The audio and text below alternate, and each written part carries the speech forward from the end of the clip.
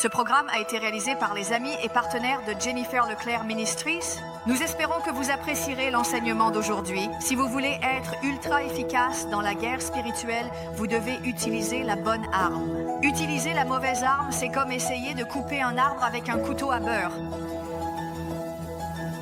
Vous pourriez y arriver, vous pourriez y faire une entaille, mais vous allez vous épuiser en essayant. Amen. Certains d'entre vous sont fatigués dans la guerre spirituelle. Je vous dis la vérité parce que vous n'utilisez pas la bonne arme. Et si vous utilisiez la bonne arme, cet arbre tomberait, ce démon partirait, cette percée arriverait, cela arriverait. Alléluia.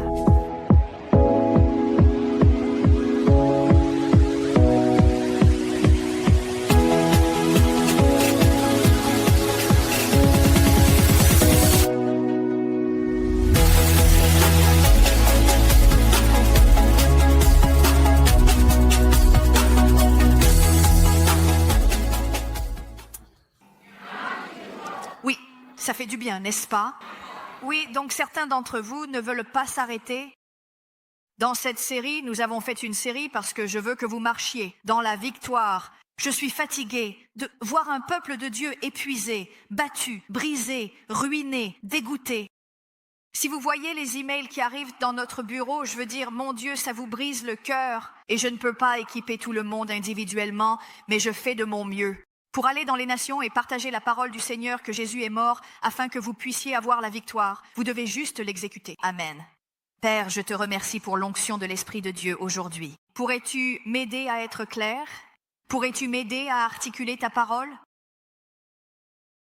et à la revêtir d'une onction, qu'elle puisse construire la foi dans le cœur des gens qui l'entendent, surtout ceux qui sont fatigués, Dieu, qui ont traversé de longues batailles, Dieu. Qu'ils trouvent une clé aujourd'hui qui les élèvera et les fera avancer, parce que nous sommes sur le point de basculer et nous allons y entrer. Au nom de Jésus, Amen. Donc nous en sommes au numéro 37. Pour le reste d'entre vous, eh bien, désolé. De 1 à 36. Vous savez quoi? Le Saint-Esprit vient de les télécharger en eux de 1 à 36. Nous étions à Moravian Falls. Vous savez, tard, nous nous reposions. Et j'ai demandé, prophète Vanessa, alors, voudrais-tu regarder Matrix? Je l'ai vu il y a environ 20 ans. Dans Matrix, le type s'assoit dans ce fauteuil.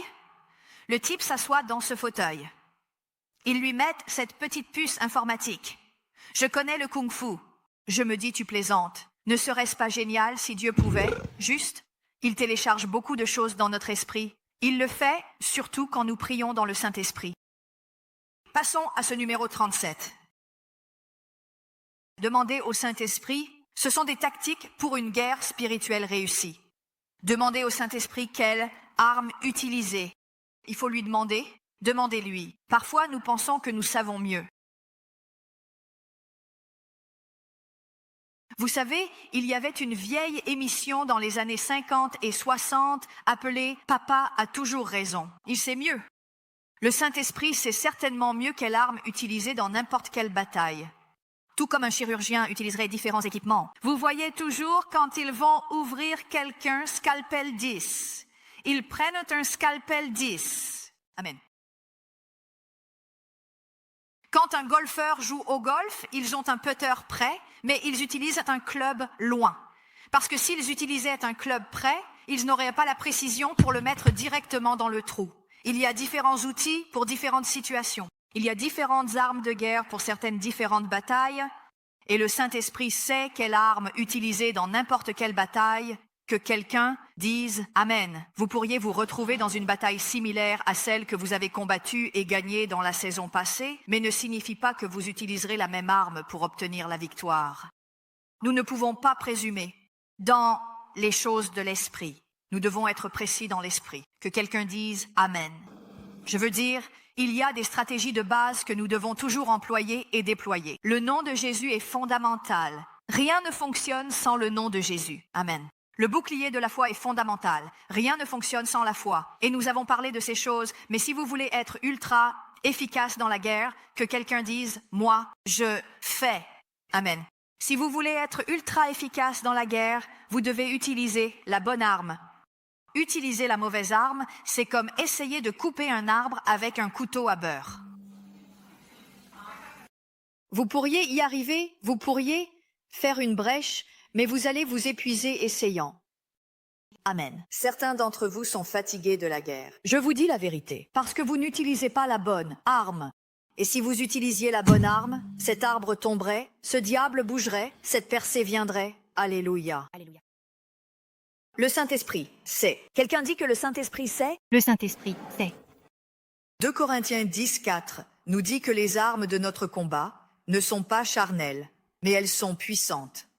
En Dieu, pour renverser les forteresses, renverser les raisonnements et toute hauteur qui s'élève contre la connaissance de Dieu, amenant toute pensée captive à l'obéissance de Christ, afin que lorsque notre obéissance est accomplie, nous puissions prendre Puissance. quelque peu sur l'ennemi. Amen. Donc le mot grec pour arme dans ce verset est oplon et signifie tout, outil ou instrument pour préparer une chose. Cela signifie des armes utilisées dans la guerre, des armes ou un instrument. Et le mot grec pour la guerre, est stratégie, ce qui signifie une expédition, une campagne ou un service militaire. Alors, quelles sont les armes? Nous avons parlé des armes. Nous avons parlé de certaines des armures. La louange, adoration sont des armes. Jésus, épée de l'esprit, comprendre, réduit problème, diable. Parce que je le vois. Chaque semaine, quelqu'un vient ici se plaindre, méchant, désagréable. À propos de quelque chose, ils ne reçoivent rien. Si vous marchez dans le fruit de l'esprit, oui. Amen. Devinez quoi? La paix est une arme. Amen. Jésus nous a dit que l'ennemi vient pour tuer, voler et détruire. Mais il est venu pour nous donner une vie en abondance, pleinement, jusqu'à ce qu'elle déborde. Si vous ne vivez pas une vie abondante, vous vivez du mauvais côté. De Jean 10, 10. Il est temps de riposter. Il est temps de faire des décrets de victoire. Dans mon nouveau livre de dévotion, je partage des paroles prophétiques de sagesse du Saint-Esprit qui vous aideront à renouveler votre esprit, à renforcer votre esprit, à exposer les stratégies de l'ennemi et à vous équiper pour vaincre. Chaque dévotion contient des références scripturaires avec des décrets puissants pour commander votre victoire. Le Dr Cindy Trimm dit que Victory Decrees est une contribution significative à la conversation entourant la guerre spirituelle. Elle dit qu'il est rempli de stratégies de prière vitale pour remporter des batailles spirituelles. Procurez-vous votre exemplaire de Victory Decrees. Stratégie prophétique quotidienne pour la victoire dans la guerre spirituelle en librairie.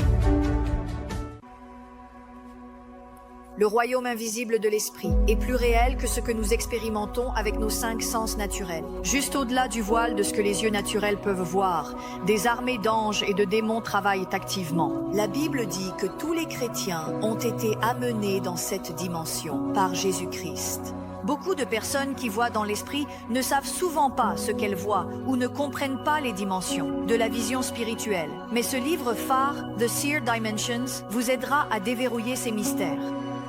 Écrit par l'auteur à succès Jennifer Leclerc, ce livre vous aidera à accéder aux dimensions de la vision. Vous discernerez ce qui vient de Dieu et ce qui est démoniaque. Vous interpréterez l'activité que vous voyez dans l'esprit. Vous accéderez à ce que Dieu fait en vous et à travers vous et manifesterez des percées pour vous-même et pour les autres. The Seer Dimension vous transmettra des informations utiles, une application biblique et des prières puissantes pour agir spirituellement. Procurez-vous votre exemplaire de The Seer Dimensions, où que les livres soient vendus. Amen. L'amour est une arme. Amen. La joie est une arme. Amen. La joie du Seigneur est votre force. Votre louange est une arme. Fruit de l'esprit, maîtrise douceur, bonté, patience. Diable fou, vous marchez dans l'amour avec quelqu'un méchant avec vous. Vous voulez m'envoyer un email méchant puis venir à mon événement? Je vais vous épater, chérie. Je vais vous faire sentir tellement béni que vous ne m'enverrez plus jamais un email méchant. Amen. Amen. C'est dit agir dans l'esprit opposé. Et c'est un amour sincère parce que personne ne ferait cela juste pour prouver un point. Vous savez? Et donc, quand la persécution vient, la gloire vient. Quand la persécution vient, la gloire vient. Quand le diable commence à vous persécuter, dites « il y a de la gloire pour moi ». Il y a des fruits que je peux montrer, que cette épreuve ne me touche pas, comme les non-croyants. Amen. Ce qui est triste, c'est que je vois tant de non-croyants gérer les épreuves mieux que les chrétiens. Amen. J'étais journaliste et j'interviewais des gens.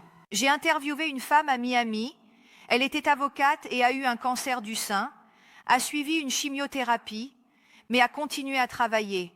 Incroyable. Elle allait à la gym chaque jour, malade, vomissant, sans cheveux, mais elle a persévéré et a guéri. Amen. À la même époque, je connaissais un autre chrétien, tout ce qu'il faisait, c'était se plaindre, gémir, grogner, se plaindre, se fâcher contre Dieu, rester au lit, et il est mort. Ouais, alors, hein? Il y a des principes spirituels en ce qui concerne l'attitude et marcher dans la paix. Les non-croyants n'ont pas Dieu, mais certains ont plus de paix que des chrétiens. Ah. Ouais. Amen. Soyez assurés, il y a une bonne arme pour votre expédition et vous êtes équipés pour la bataille. 2 Pierre 1:3 dit « Sa puissance divine nous a donné toutes choses. » Que quelqu'un dise toutes choses. Toute chose. Nous sont données toutes choses qui concernent la vie et la piété par la connaissance de celui qui nous a appelés par sa propre gloire et excellence. Et quand vous utilisez cela, l'arme, quand vous entendez Dieu, vous dites « Seigneur, quelle arme suis-je censé utiliser ?» Et il dit « Je veux que tu utilises l'arme de l'action de grâce, car cela peut aussi être une arme. » Et puis vous commencez à marcher en remerciant Dieu et en remerciant Dieu. Et j'étais une fois à la poste et il y avait une longue file d'attente. Déjà été dans une file d'attente à la poste, les gens y deviennent désagréables. Je comprends pourquoi tant de fusillades s'y produisent, parce que ça juste... Avez remarqué combien... C'est l'expression « devenir fou », l'avez-vous entendu? C'est pourquoi, parce que les gens, ils deviennent furieux dans les bureaux de poste. J'étais, et 30 minutes, 40 minutes, et je suis encore là, je suis en colère. Et j'ai commencé cet esprit. C'est aussi chez Walmart, cet esprit. C'est vrai.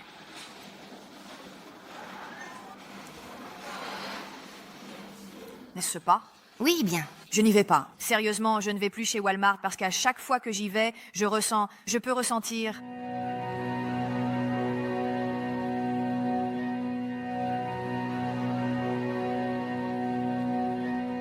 Nous vivons à l'ère numérique où nous pouvons avoir des amis partout dans le monde. Pourtant, de vraies connexions personnelles profondes sont difficiles à trouver dans un monde occupé. Et trouver une église qui offre une révélation prophétique et des clés pratiques pour surmonter les plans de l'ennemi pour votre vie peut être difficile dans un monde d'églises accueillantes. Entrez sur AOP.online, une initiative de Awakening House to Prayer. Nous sommes une communauté mondiale de croyants, poursuivant passionnément la présence de Dieu. Nous sommes une église prophétique, où le Saint-Esprit se manifeste. Nous vous donnons le pouvoir de vivre un style de vie de percée surnaturelle. Connectez-vous et établissez de vraies connexions dans la famille mondiale de Awakening House of Prayer. Si vous ne pouvez pas venir à notre église, venez à notre église en ligne.